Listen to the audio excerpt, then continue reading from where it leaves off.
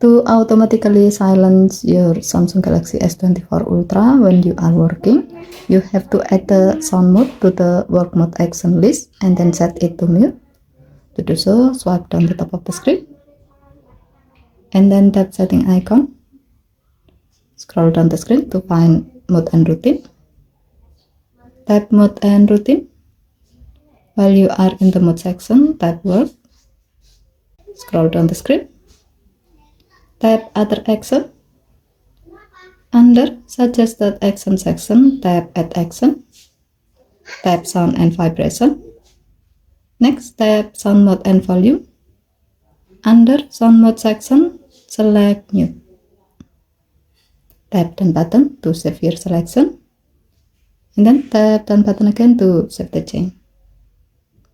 With the setting, your phone will automatically be put into silent mode when work mode is on.